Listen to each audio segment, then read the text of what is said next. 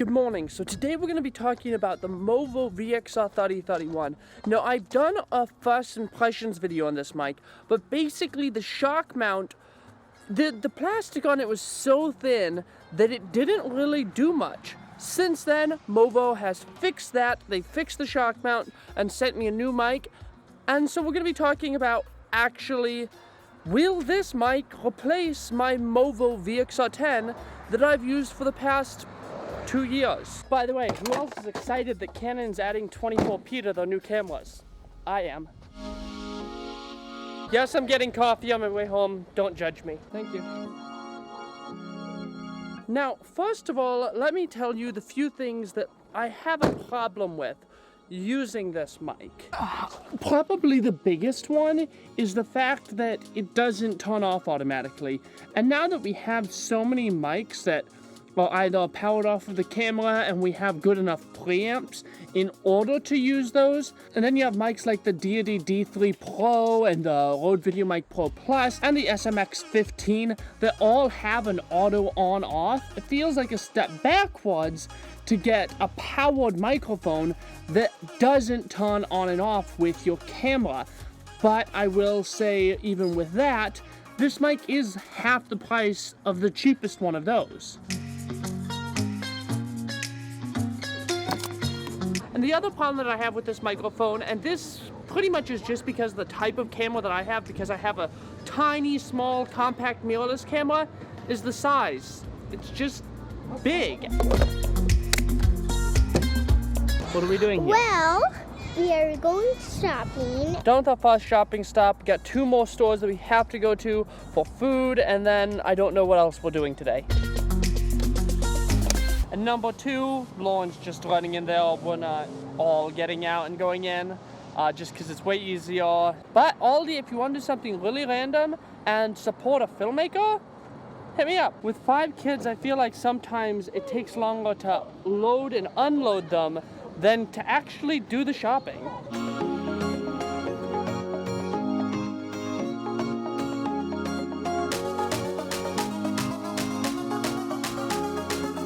Alright, now with the trash off and the new belt on my mower so I can mow tomorrow, we're gonna actually talk about the microphone and get to what you actually clicked on this video for. Now, full disclosure, I just want to say Movo sent me this microphone to review, so there is that, but they did not pay me in any way, and this is my unbiased opinions, which include the good and the bad. First of all, I love that it has clearly marked switches for the low pass filter, the on, the plus 20 dB boost, and the minus 10 dB attenuation, and I love that it has those features.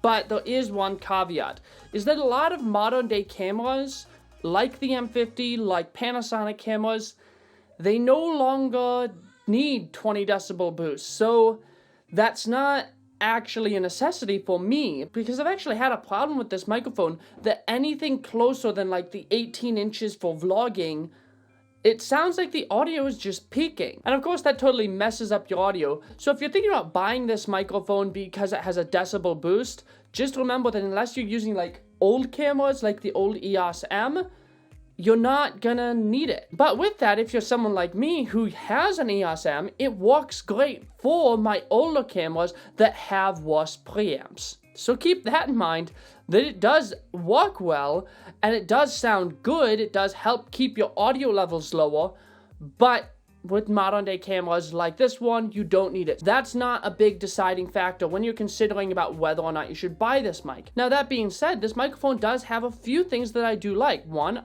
I like the shock mount. It doesn't work maybe as well as the Rode's Raycoat Lyre mount, but it works at least as well as the SMH3 shock mount that I use with my Movo VXR10. Another thing I like about it is the fact that it has a headphone jack. Right now I could pull out some earphones, plug it into the microphone, see if I'm picking up the children in the next room. Now this isn't a really good way to monitor your audio, but for cameras like the M50 that doesn't have a headphone jack, it's something, and it's really useful. Now, one thing I mentioned earlier is that it does not have an auto on-off feature. You have to turn the mic on or you're going to be draining batteries. But 2 things about the batteries is, one, they're easy to replace. The door opens really easily, and then the 2 AA batteries last pretty much forever. I mean, not literally, but I have not switched the batteries out of this microphone since I got it, and they haven't run out. And I've left it on overnight several times. So if you're worried, it's not like the old VideoMicro where if you left it on in the hotel room overnight, the 9-volt would be drained. And then another thing that I like about this mic is that it has a quarter 20 on it. So you can mount it on a boom pole really easily, mount it on a ball head, because you want your microphone to be within about